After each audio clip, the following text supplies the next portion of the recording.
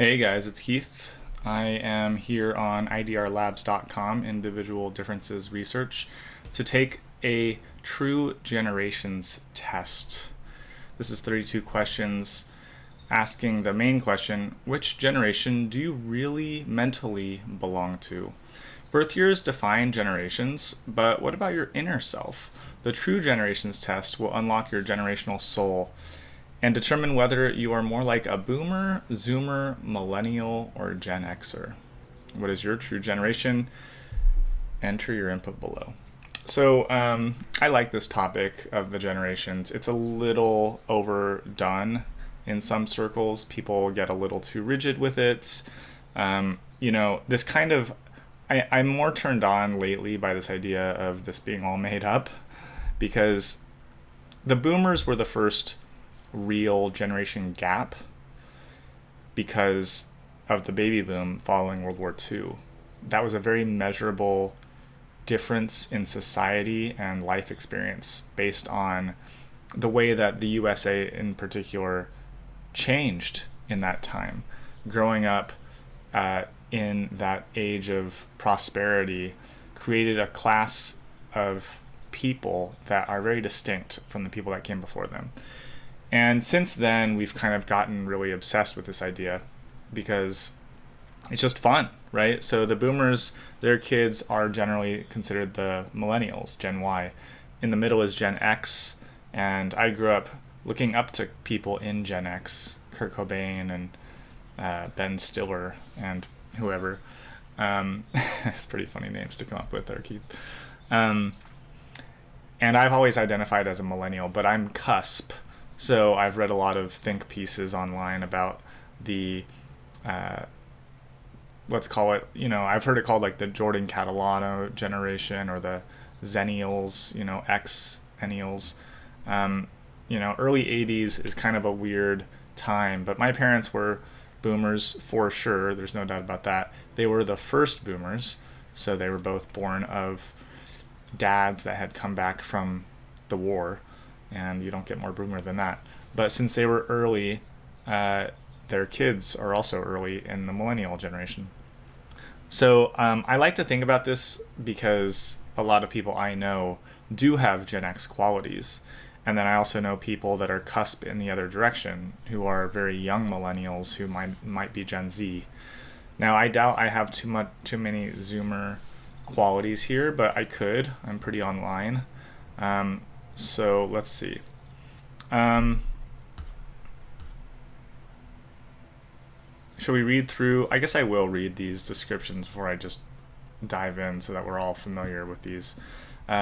Baby boomers are the generation shaped by optimism and prosperity. They witnessed economic growth and believed in the power of hard work. This instilled a goal-oriented, self-assured mindset. Boomers came of age during social change movements, making them value individuality and challenge traditional norms. They are resourceful, having adapted to rapid technological advancements throughout their lives. Now in their late 50s to 70s, many boomers remain financially influential, and some are still in the workforce. They value strong relationships and are more tech-savvy than stereotypes suggest, and are to this day known for their volunteerism and high work ethic. I'm not so sure about that. I don't know of any tech-savvy boomers. Late 50s, I guess. 70s for sure. The boomer trajectory tends to be like super idealistic in the 60s, and then sellouts in the 80s, and then kind of like nowadays like fearful and cautious in their age. So those are the boomers. Gen X, the latchkey generation, who often came home from school to an empty house. Witnessing their parents' struggles with divorce and a changing economy, they became fiercely independent and resourceful. That's right, the latchkey generation, because this was when divorce was at its peak. They're skeptical of authority, valuing self-reliance and the strong work ethic. Again, strong work ethic. Often overlooked between the showier millennials and boomers, Gen Xers are pragmatists who juggle work-life balance with a DIY spirit, tackling challenges head-on. Musically defined by grunge and alternative rock, they value authenticity and a touch of pessimism. I relate to those things. Comfortable with technology but not reliant on it, they're the bridge between the analog and the digital worlds. While sometimes seen as cynical, they possess a dry wit and a deep loyalty to close friends and family. So, because Gen X were the young people when I was a kid, I can't help but look up to and admire and perhaps see myself in some of these qualities. And because I am kind of cuspy, I'm sure I'll take on some of those traits. Millennials are the tech-savvy generation, comfortable with everything from social media to smartphones. They came of age during a recession, making them fiscally responsible and adaptable. Debt-laden from student loans, check. They often delay traditional milestones like marriage and home ownership. Yep. Experience-driven, they value travel and social connection over material possessions. Socially conscious, they prioritize diversity and environmental causes. Millennials are the most educated generation yet, but they may feel disillusioned by traditional authority. Competitive and nostalgic, they crave work-life balance and purpose in their careers. Basically, all that rings true for me. Zoomers. Gen Z, also known as Zoomers, are the digital natives. Growing up with constant information access, they're pragmatic and resourceful, readily utilizing online tools to learn and collaborate. They're financially curious, having witnessed economic struggles. Social justice is a priority. I've seen that. Making them the most progressive generation yet. While tech-savvy, they can be anxious and prioritize mental health. They see gaming as a potential career path and are more entrepreneurial than previous generations. Social media plays a huge role in shaping their identities and activism. Though environmentally conscious, their actions may not always reflect it. They're poised to redefine work-life balance and influence how technology integrates into society. All right, so the True Generations test is inspired by research into relevant literature and methodological practices. While the Generations quiz is inspired by fields of research, it cannot be used to provide clinical assessments or an accurate evaluation of your personality. Clinical assessments should always be done in cooperation with a mental health professional. All right, I think we're finally ready. Question 1 of 32. Working hard to achieve my goals is both satisfying and essential to who I am. Whew. Well, if you know me, you will know, or maybe playfully make fun of my work ethic, because I took a nap today. I finally submitted my certification for my dog to be a service animal at 6 p.m. Woke up thinking about that, and I'm just now doing this at 7 p.m. And I struggle with energy a lot, and yet I would say that, I don't know how to answer this, because I certainly don't value hard work in this traditional sense, the way that boomers might. There are a few adages about work that I really like. I like the one, I think it's credited to one of the Steves in technology, something like, between a smart person and between an industrious person and a lazy worker, give me the lazy one, because he'll find the fastest way to do something. I like that. And I also like this old adage, I think it's Lincoln. If you give me 6 hours to chop down a tree, I'll spend 5 hours sharpening the axe. I think about that one a lot, because my career path in my life is very still nascent. Like, I'm a very late bloomer, and I like to think that everything I'm doing leading up to what I finally do, and I have done things, so I have some track record to point to here, it's in preparation for what I will ultimately do. So I would say that working hard is certainly not essential to who I am in the least. I am goal-oriented in a sense. I really like to tackle smaller goals. Big life goals are a lot harder for me, so I think I'll stay neutral here. I guess I'll slightly disagree even. 2, face-to-face communication and personal connections are indispensable for getting things done. I'm not going to fully agree with this. I don't think that students should be going to school online. And certainly there's nothing as productive as just sharing an office space where you can just duck into somebody's room or cubicle and just say, like, got a minute, let me just ask you this question. I think when you're scheduling meetings online too much, there's something lost. I think when, certainly with friends, a phone call or a Zoom or a FaceTime is not nearly as valuable as being right there. Indispensable. I think I'm going to stay neutral here. I don't know if they're indispensable. Obviously, I'm speaking to you through a technological medium, and I think that I'm achieving something by communicating this way. So there's that. I guess I'll slightly disagree here, though I do think a lot of things should be face-to-face, especially socializing, which is a lot of what school is about. For me, sustainability is a must. I care about the environment and support brands that are eco-conscious. With all due respect to my friend Cherie, this is a little muddled seeming. I do care about the environment, but by the environment I mean the air and the water and the temperature and the feng shui of the space, the weather.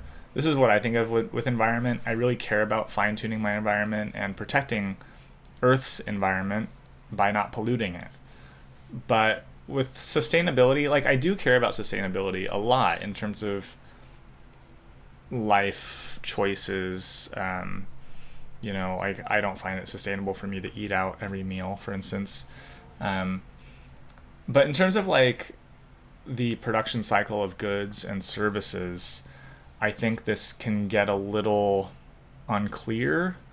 I do appreciate the eco-conscious sweep that's happening among major brands. I'll ignore that a good amount of that might be greenwashing or just pretending that it's eco-conscious. I think that people are too eco-conscious as a political identity, but I think it's not the worst way to be. I think it's also good to... I believe more in minimalism and reducing harm in the world. And if you live that way, if you just gather fewer things to possess and you just take what you need, I think that you'll inevitably create a better environment. I am certainly not going to go and march in a climate thing. I think, so even something like Burning Man, which cares so much about the environment and sustainability, allegedly, I've never seen so much consumerism than that when I went there. People buy so much stuff to take into the desert, and then you take it all out, so you're doing green. I don't know. Just because it's not thrown away in Black Rock Desert doesn't mean it's not getting, tossed into a different landfill and burned or something. So I'm very skeptical of this stuff, and I would never say these sentences, but I'm not out there polluting to my heart's content, because who cares? It's not my problem. That's not my attitude either. So I think I'll stay neutral here. Authenticity and purpose are driving forces in my life, and I seek a career that highlights that. Well, this is absolutely the case. That's why I'm talking to you right now. I really value these things, and I've, despite what people might think, I have worked real jobs plenty of times in my life, and I just was not fulfilled at all, and I'm more fulfilled struggling with my passion than I am doing those kind of things. And I think authenticity is perhaps my biggest selling point. I am true to myself. Mosquito. I really take this seriously, so yeah, strongly agree. Established news sources hold more weight for me than online trends.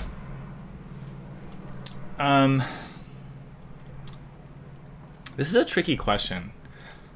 I would say that I'm between these two extremes, so that where a boomer might rely on the New York Times and CNN, and a Zoomer might rely on TikTok trends of micro-influencers telling them what to think.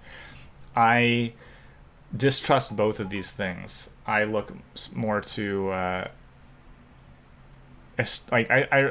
look to trusted people who seem to pursue truth and care about getting there honestly.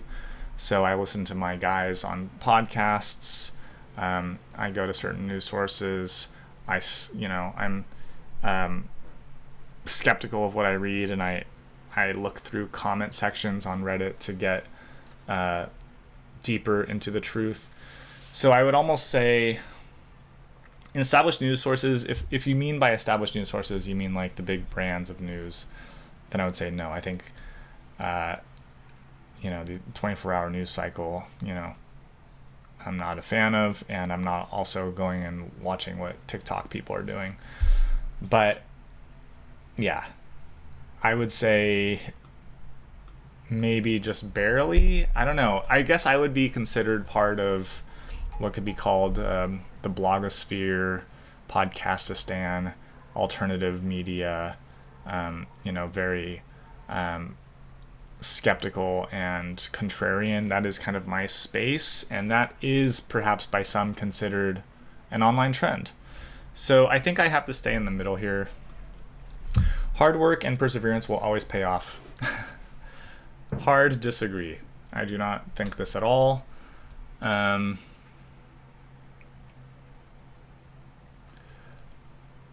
I've just, I used to work harder than I do now, and I just haven't seen this be the case. I've seen a lot more like politicking and, networking. Not to say that that's not hard work, but I don't think that just because you are a hard worker that you're and you start off, working as a fry cook at a fast food restaurant, that you're going to rise to CEO. I don't think the world actually works that way. So I'm going to disagree. I value personal time and want work that complements my life so that it will feel more like an adventure and less like a grind. Fully agree. Political issues such as climate change, racial equality, and LGBTQ plus rights feel like a deeply personal struggle to me. I'm not sure if I should disagree or fully disagree. It's weird because I did grow up, we're saying all this stuff about Zoomers, like Gen Z. They're in college. Like, I was like that in college too. So I don't know if this is like specific to the newest generation, the youngest generation. They're coming of age right now in very fraught times and fractured media landscape times. So there's a lot more political activism visible. But when I was 20, I would say that these issues were a deep personal struggle to me. So this is hard for me to say. I guess I would say that it's not. In a way, like, I'm taking it personal that people are so quick to join these activist trends, and I worry a lot about groupthink and hysterical trends, and that, so in a way, fighting these things almost feels like a personal struggle to me, even though, like, yeah, I don't know, it's weird for me to say, maybe it's like boomerish for me to say, but like, I am really offended by what's happening on college campuses right now. So I guess I'll just soft disagree and leave it at that, because I could go the other way and fully agree, but in the opposite way in which the question means this. Many people have gender expressions that are not conventional. That doesn't make them weird. That does make them weird. That's what weird means, and that's okay. Like, in a way, I'm offended by how this is phrased, because it's almost like making weird a bad word. Like, I'm not making weird a bad word, you are. You're gonna say that it's typical or usual that people have unconventional gender expressions. I mean, weird and unconventional are almost synonyms. So this is really, like, I find that really annoying to talk to, like, my cousin Chloe, who is a younger millennial.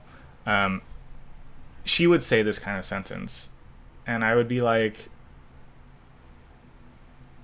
it's okay, they can be weird. Like, they are weird. Like, it's weird to be amorphous and ambiguous in your gender expression. It's like, I mean, obviously this is in degrees on a spectrum. Being a tomboy is not weird. Being a sissy is not weird, but the way that it's expressed now in fashion it's almost like the point to be weird. So don't tell me it's not. That's like gaslighting me to pretend that this is just, totally normal. I mean, I guess it is normalized now.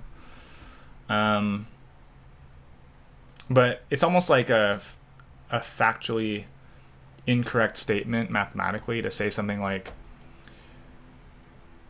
a tiny percentage of the world does something that doesn't make it abnormal. Like, by definition it does. So I disagree with this. I have a sarcastic sense of humor.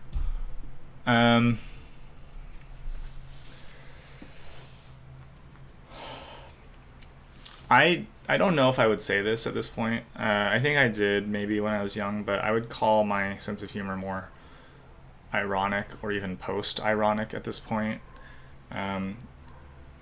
which is a slight compliment to myself. I think sarcasm is like really, I don't know, a little boring and silly. Like, if you're just going to say the opposite of what you mean and then expect people to get that, it does take a certain context, a tone to sell that.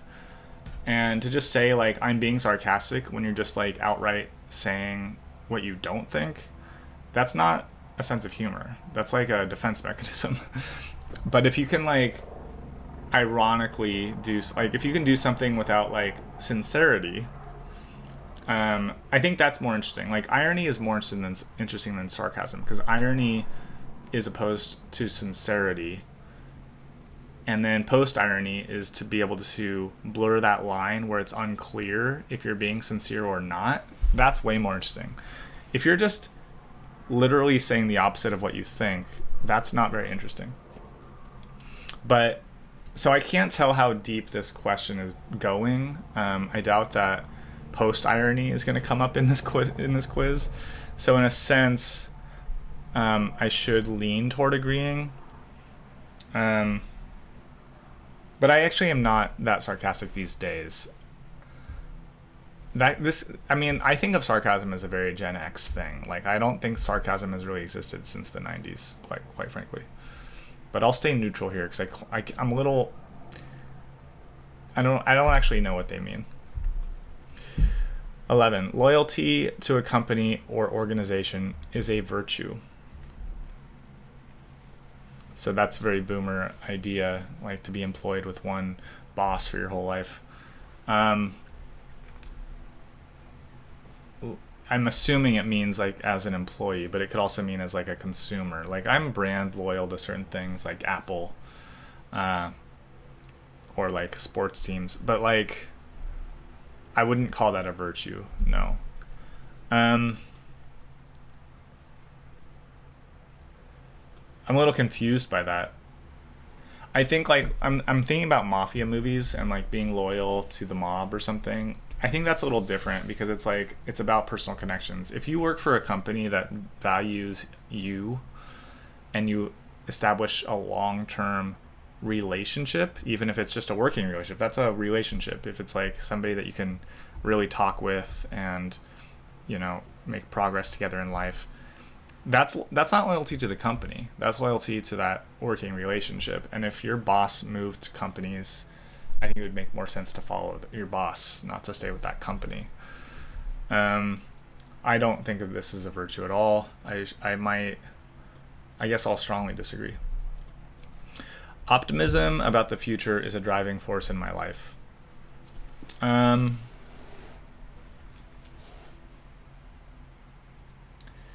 In a way, I would have to say yes, because it's saved me through some dark times. So it's literally driven me forward in my life where I might not have gotten much further.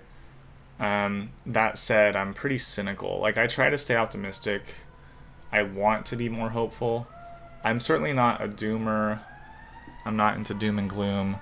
I don't think we're all going to die or that the whole world is going to hell in a handbasket or something like that. But I don't know what to say here. I think I'm going to stay neutral again. I think I'm pretty meh on these kinds of things, and that might be a generational thing. 13. I crave connection and thrive in collaborative environments. Um,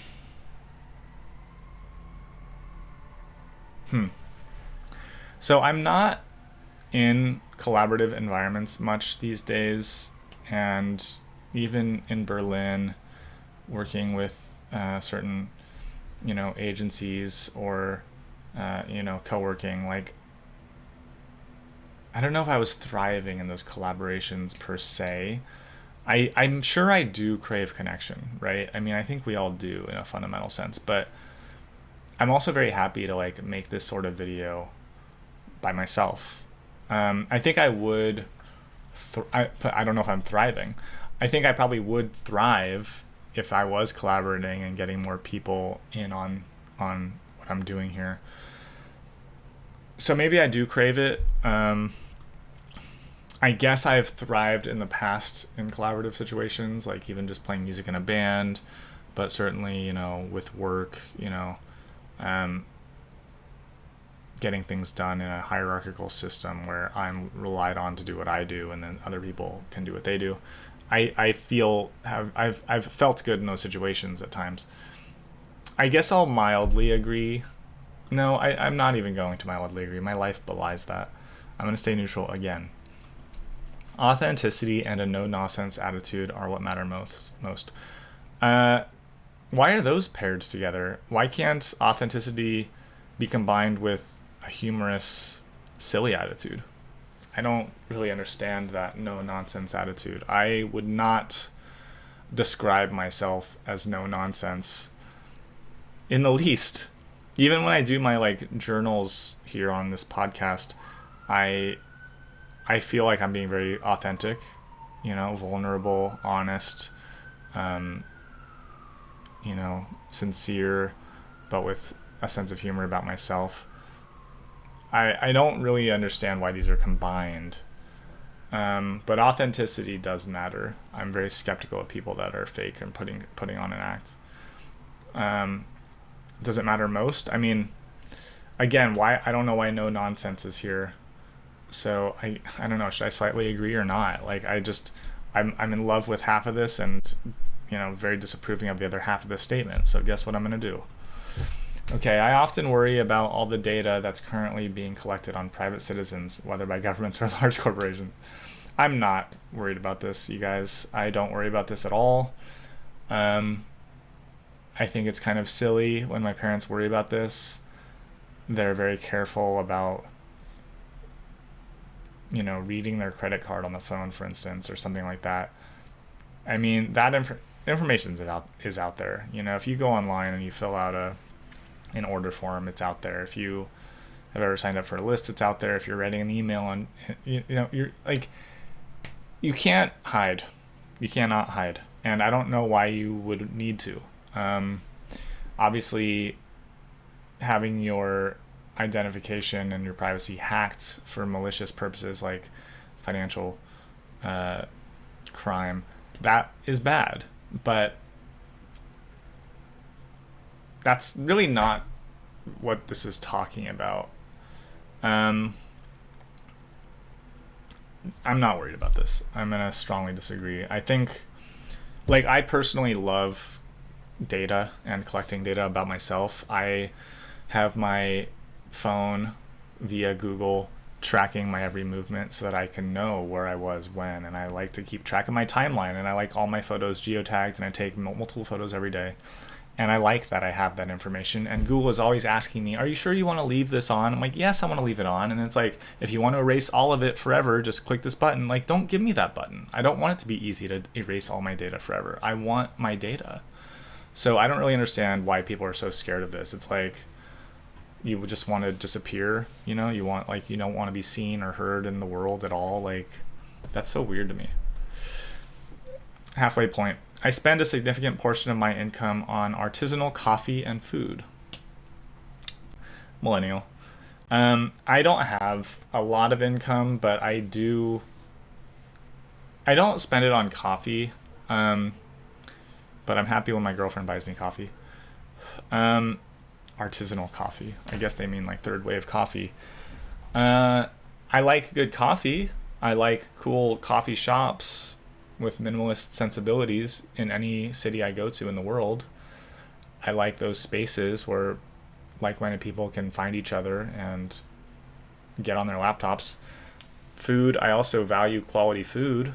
I think it's worth spending a little extra on certain things, organic bananas or whatever. I'll tend to go for that. I like good restaurants, but I don't think that it needs to be artisanal. I'm not even sure what that means. I think a lot of artisanal food is bullshit. I think a lot of people just like think they're being artsy or, you know, whatever trend, farm to table or whatever, and it doesn't mean that the food is good. Food is not complicated. Just like take normal food and cook it well and season it well. You know, it's not hard to do that. People like make it into this whole thing.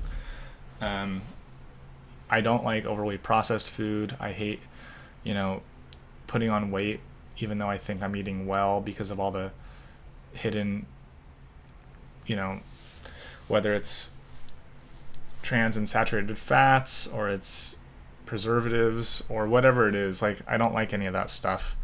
And I'm willing to spend more, but I don't know if I spend a significant portion. But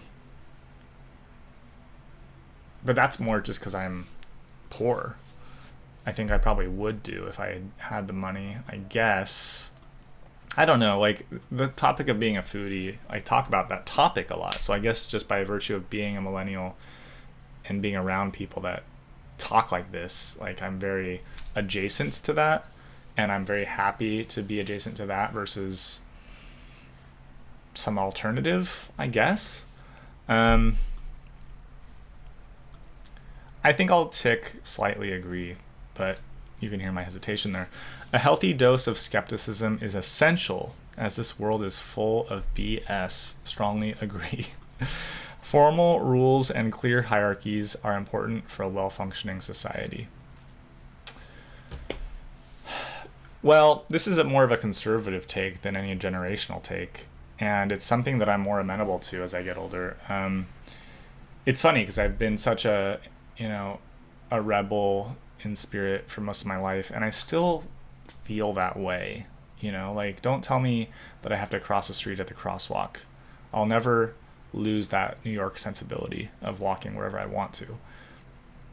Don't tell me that I have to get this kind of job. Don't tell me that I have to listen to this, authority figure whose authority is very suspect and who is likely abusing their authority. So I still firmly hold those values, but I also think it's absolutely ridiculous to think that you can smash hierarchies. You cannot. If you smash the hierarchy of a city and abolish the police, for instance, that will be replaced by a warlord of some sort. The most vicious anarcho syndicist punk will take over. Like, there is no avoiding hierarchies ever. Formal rules, I mean, they don't have to be formal. There's a lot of informal rules in society. It doesn't have to be a law to navigate and quote, control behavior. We're so scared of this word of control, but I think all of us appreciate that social norms suggest we all wear pants. And when we see people that don't wear pants, it's like, well, I guess it's not against the law, so they can. I think that the more people do that, society will still function, but it won't function as smoothly. We can tolerate some amount of chaos and some amount of improvisational wackiness, but I think it's important to not take for granted the structural integrity of our system. And if you don't believe me, just think about how you feel about Donald Trump being elected into office. I'm staying neutral. Mental health shouldn't be a taboo. Fully agree. Destigmatizing mental health issues and openly discussing them is a must for a healthy society. I lately have been casually diagnosing my girlfriend in this regard, and I don't mean to do that in a disparaging or dismissive way. I mean to do that in a helpful, way, because language is helpful. If we know what to name things, we can address them better. And I'm being shamed a lot by people for doing this, because I think they assume that I am breaking this taboo about mental health. No, I care about mental health and I speak freely about my mental issues. So it should not be taboo. We should be embracing this topic. It can go too far. I mean, I think too many people are overdiagnosed or misdiagnosed. I think it's a TikTok trend to do this, but it is good to destigmatize mental health issues. And maybe this is where I would buy a little bit of this swing. Like, I'm accepting that we're swinging really far into overly accepting all neurological conditions, because perhaps we've felt as a society too repressed on this topic. But mental health should not be a taboo. Humor with a dark edge and a touch of cynicism resonates with me. Fully agree. If that's what they meant by sarcasm, that would be one thing. That's not what sarcasm is, but this does describe sarcasm in the traditional sense. But this also describes what I've been talking about. So, yeah, I mean, dark humor is mandatory for me. The spicier the meme, the better. Give me all the dead baby jokes. 21. There is no need to settle down and become a serious adult just because you've reached a certain age. I'm living proof, y'all. I'm doing this, but no need? There is some need. Like, I do think there is that tragic cautionary tale of the person that forgot to grow up and then is an old person realizing that there's no one left to party with or no one left to care for them. You know, like, there are these things that, you know, people become serious adults for a reason. So even though I'm certainly living proof of this comment, I wouldn't go so far as to proudly march in the name of this statement. I have a little more modesty and humility about it, because it's not like what I'm doing is so much better. 22. To me, monetizing a passion or side project feels more natural than ever doing a traditional 9-to-5. Fully agree. I am patriotic and proud of my country. Oof. You know, as a kid, I would have strongly disagreed. Now I would want to maybe slightly agree, but I can't fully do that. I continue to be disillusioned by this country of the USA. It's such a big country, and there's so many topics, so it's like really hard to... I think for most people around the world, certainly in smaller countries, but if you're from the USA or China or Brazil, like, I don't know how you could answer this clearly, because your country means so many things to so many people. I am generally grateful to be a citizen of the USA. I would say that. But I wouldn't go so far as to call myself patriotic or proud. I'm proud to be a citizen of my cities that I've lived in. But I can't really stay anything but neutral there. Traveling and experiencing new cultures is more important to me than owning a home or having a steady office job. Fully agree. That's how I've lived anyway for the last many, many years. We need to take more radical action right now to fight inequalities in the world. No, we don't need to do that. No. This is really hurting us, this line of thought.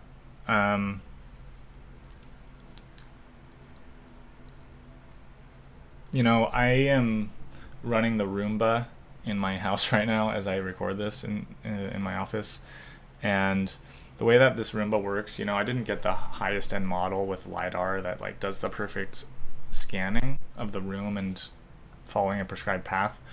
It doesn't have like spill avoidance or anything like that, but it's really handy if you have a dog, especially, to just run around kind of randomly doing its thing and picking up all the dog hair. Now, it goes a certain speed. It takes at least an hour to do my small house. But the idea is you set it and you let it do its thing.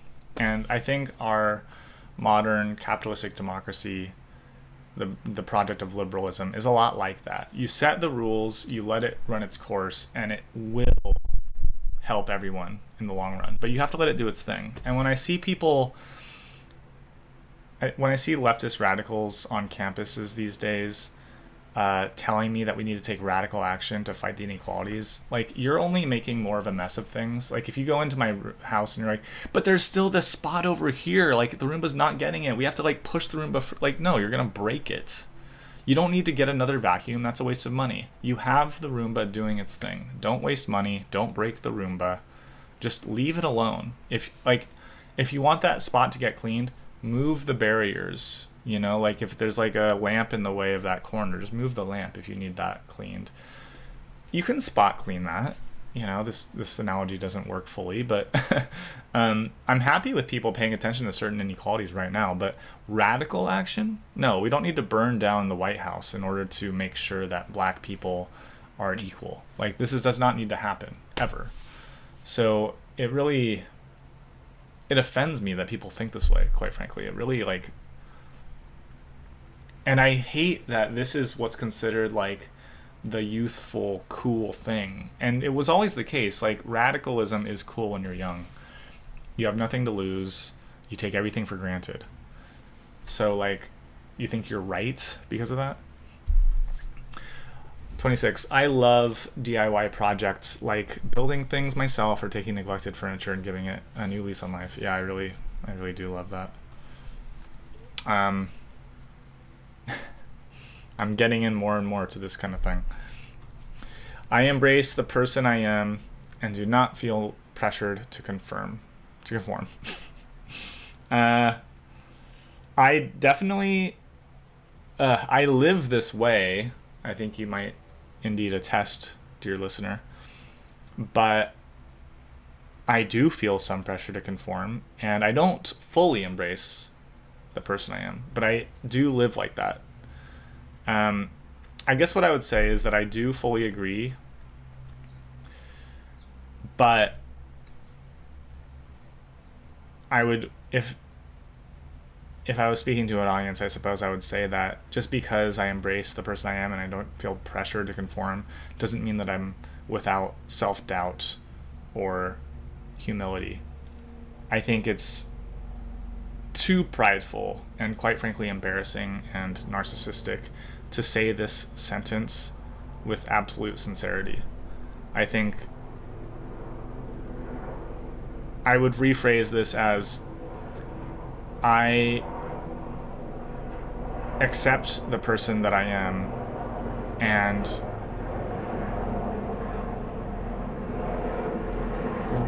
do not give in to the pressure to conform. I feel the pressure, but I don't give in to it. I give into it here and there if I need to, but yeah. I maybe I should take this down one notch. But given that I am very nonconformist in general with how I live my life, I think I'll do a full agree. I value self-reliance and figuring things out on my own.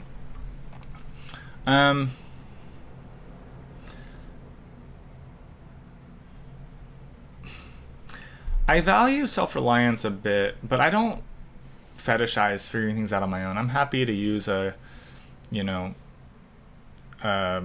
what's it called for video games? Like a guidebook. I'm happy to, like if I travel, I don't buy an actual guidebook, but I will like search for certain things on Google Maps and read certain reviews. You know what I mean? There is a collective pool of data out there. Thank God they did not erase all of it. So that's helpful when you go somewhere and you want to know what you should be doing. You can't figure out everything on your own. You would like be reinventing the wheel every day. I seek counsel from other people that have lived through things. And I don't pretend to be an island or a rock. Like, I am not self-reliant. It takes a village, right? I mean, I'll stay. Should I disagree? I mean, I respect. Actually, I almost think it's like it's narcissistic and in vain to say this sentence in a way. Like, I'm a self-made person and I don't need anyone's help. I'll figure it out. It's almost like, are you stupid? You don't want to bask in the collective pool of wisdom through thousands of years of experience? Like, that's really dumb of you, actually. So I'm going to disagree on this one, actually. 29. I expect the people in my immediate social circle to agree on the major issues of the day. Climate change, immigration, etc. Whew. I certainly am not in a privileged enough position to expect this. I do enjoy my conversations with like-minded friends who see things the way I see them, and I make sure to have some of them for every topic. You know, some people say to me, like, Keith, you're so contrarian, you just like to be challenging and go against the grain and get into arguments with your friends. Like, no, I mean, some of my best friends like Raj or Ryan agree with me on all these things, and it's actually very pleasant to be able to just vocalize our opinions and agree. I don't need to be contrarian. I need to be truth-seeking. That's what I need to be.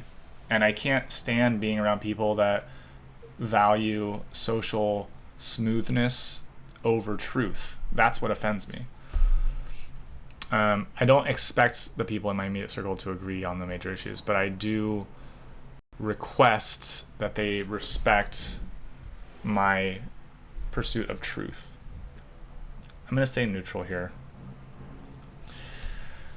30. I get distracted easily and struggle to pay attention to things for extended periods of time. Fully agree. 31. I have a strong desire for travel and unique experiences. Fully agree. I mean, this year I'm trying to travel less, but given that I've been to 80 plus countries, I think that I have to fully agree on this. And final question. I take a reserved approach to activism or political change. So I don't know how to answer that, guys, because as you can hear, like, I have a thing against modern activists, but here I am vocalizing what I believe in. I vote, I talk to people about issues. Like, I care about being active. I just don't like the kind of activism that is, you know, throwing bombs at police and trying to tear down the whole system. I just don't respect that at all. I'm going to stay neutral and finish. These pictures. I'm 84% millennial. I'm 71% Gen X. I'm 50% Zoomer, and I'm 31% Boomer. Your true generation is millennial. Talk about stating the obvious here.